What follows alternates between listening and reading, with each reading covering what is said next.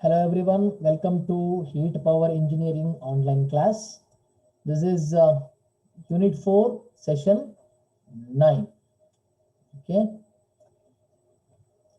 In this session, let us discuss with the last cycle, which is dual combustion cycle. This is dual combustion cycle, and this is a PV and TS diagram for this dual combustion cycle.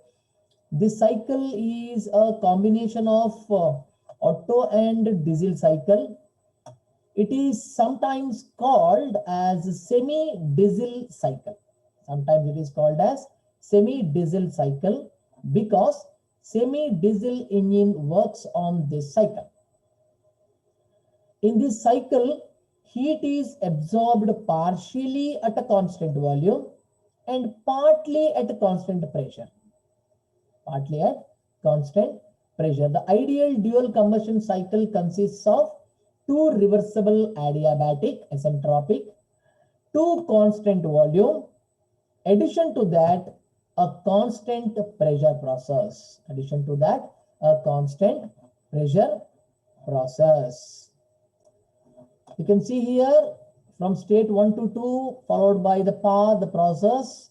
Here the pressure is constant, this is constant pressure process. 2 to 3, that is isentropic expansion.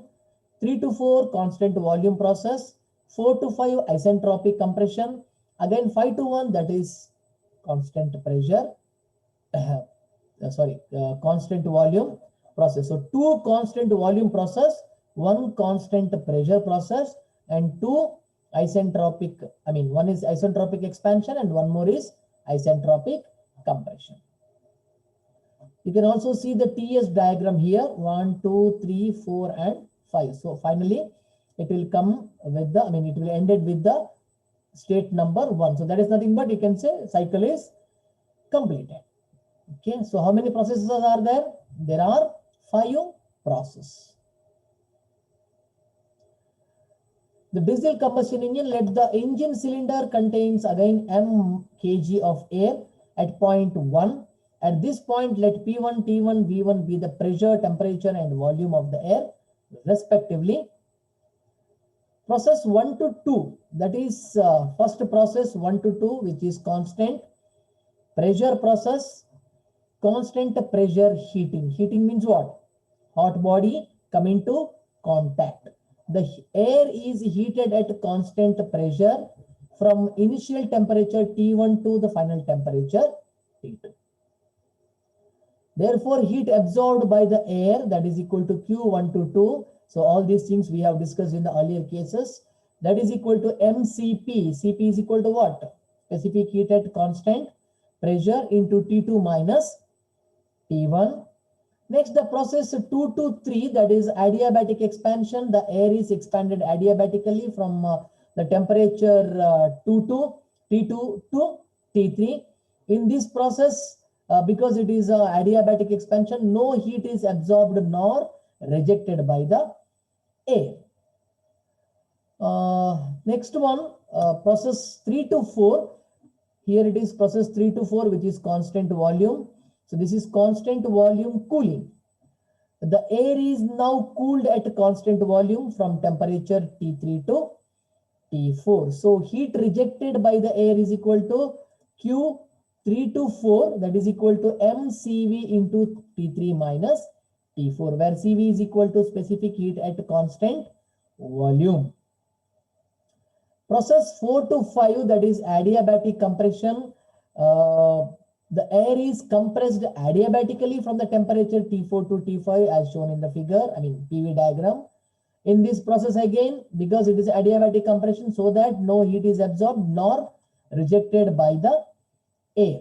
So the last process, that is 5 to 1, which is constant, again constant volume process. So this is constant volume heating. So in the beginning, I have told that partially the heat is added at constant pressure process and partly with the constant volume. See, this is the ending point, constant volume heating. The air is finally heated at a constant volume from the temperature T5 to T1. So it reached T1. So the cycle is completed. So work done here, that is equal to heat absorbed minus heat rejected. right? This is equal to heat absorbed in two phase. One is at the constant pressure and one is at the constant volume. So Q1 plus Q2 minus Q3, that is heat rejected. So here Q1 plus Q2, that is mCV into T1 minus T5 plus mCP into T2 minus T1 minus mCV into T3 minus T4. So you should add a whole bracket here and you have to use a floor bracket. Okay. So air standard efficiency is equal to, as usual, you know, work done divided by heat supplied. Now, work done by heat supplied. So you can add all these values which you have been discussed here. Work done divided by heat supplied. So now you know that this is work done and divided by heat supplied, that is heat absorbed, mCV into T1 minus T5 plus mCP into T2 minus T1. So if you add this value here, so this is what it is, efficiency, work done divided by heat added. So if you simplify this one, that is equal to 1 minus CV into T3 minus T4 divided by CP into T2 minus T1 plus CV into T1 minus T5. Again, if you simplify this, you can write 1 minus CV getting cancelled, C3 minus T4 divided by gamma is equal to, rho is equal to, gamma is equal to CP by CV into T2 minus T1 plus CV into T1 minus T5. So instead of gamma, if you add CP by CV, so that CV will go to numerator. Yes, see, here it is, CV is missing. Instead of that, in the denominator, he has added gamma. That's all. Gamma is equal to CP by CV. So take it as equation number 1. Now the compression ratio R is equal to V4 divided by V5, that is equal to V3 by V1, because V3 is equal to V4 and V5 is equal to V1. That is constant volume process. You should remember. Cutoff ratio rho is equal to V2 by V1, that is equal to V2 by V5, because V5 is equal to V1. So for all these things, you can refer PV diagram. Pressure ratio alpha is equal to P1 divided by P5. For constant pressure process 1 to 2, V1 by T1, that is equal to V2 by T2. So that is according to the Charles law. So where T2 is equal to T1 into V2 by T2. If you simplify this, you will get this. So that is equal to T1 into rho. T1 into rho. So this is V2 by V1. Sorry, this is V2 by V1. And these are all the important equations you should remember here. And next, for adiabatic expansion 2 to 3, T3 by T2, that is equal to V2 by V3 to the power gamma minus 1. Simplify this, that is equal to V2 by V1 into V1 by V3 to the power gamma minus 1, that is equal to rho divided by R to the power gamma minus 1. So that is equal to T3, that is equal to T2 into rho by R to the power gamma minus 1, that is equal to T1 into rho to the power gamma minus 1 divided by R to the power gamma minus 1, because T2 is equal to T1 into rho, which we have already discussed in the previous slide. So that is equal to T1 into rho to the power gamma divided by R to the power gamma minus 1. Take it as equation number 3. Now constant volume heating 5 to 1. From this, P5 divided by T5, that is equal to P1 by T1. So that is according to Gay-Lussac law. T5, that is equal to P5 by P1 into T1. Therefore, T5 is equal to 1 by alpha, pressure ratio, into T1. Take it as equation number 4. For adiabatic equation 4 to 5, T4 by T5, that is equal to V5 by V4 to the power gamma minus 1. So where T4 is equal to, you cross multiply this, T5 into 1 upon R to the power gamma minus 1. that is equal to T1 by alpha, that is pressure ratio, into 1 by R to the power gamma minus 1. Apply the value of T5 from the equation number 4. So this equation is equation number 5 here. Okay. So these are all the important points you should remember.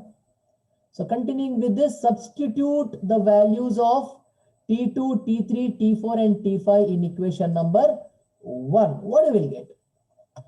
Efficiency of the cycle, that is equal to 1 minus T3 minus T4 divided by gamma into T2 minus T1 plus T1 minus T5. So simplify this. You can, add the value of T2, T3, T4 and T5 here. You will get 1 minus T1 into rho to the power gamma divided by R to the power gamma minus 1 minus T1 divided by alpha into 1 upon R to the power gamma minus 1 whole divided by gamma into T1 into rho minus T1 plus T1 minus T1 by alpha. So simplify this, that is equal to 1 minus T1 divided by R to the power gamma minus 1 into rho to the power gamma minus 1 upon alpha divided by T1 into gamma into rho minus 1 plus 1 minus 1 by alpha. That is equal to 1 minus 1 upon R to the power gamma minus 1 into rho alpha rho to the power gamma minus 1 divided by alpha whole divided by alpha gamma into rho minus 1 plus alpha minus 1 whole divided by alpha. If you simplify this, that will become 1 minus 1 by R to the power gamma minus 1 into alpha rho to the power gamma minus 1 whole divided by alpha minus 1 plus alpha gamma to the into rho minus 1. Use square bracket. If rho is equal to 1 in this equation, we get efficiency is equal to 1 minus 1 upon R to the power gamma minus 1. Efficiency of the Otto cycle. See, this is the efficiency of Otto cycle. If alpha is equal to 1 in this equation, efficiency is equal to 1 minus 1 upon R to the power gamma minus 1 into rho to the power gamma minus 1 divided by rho to the power, rho gamma into rho minus 1. This is efficiency of the diesel cycle. So this is rho to the power gamma minus 1. Okay, so this small mistake here. So this is what the 3 important equations. So this equation for efficiency of the dual cycle, and this efficiency for Otto cycle, and this is efficiency for the diesel cycle. So considering rho is equal to 1 and alpha is equal to 1. So this is ended with the session number 9 with the dual cycle, and we shall meet in the next session. That is the last session with the problem related to dual cycle. Till then, thank you so much.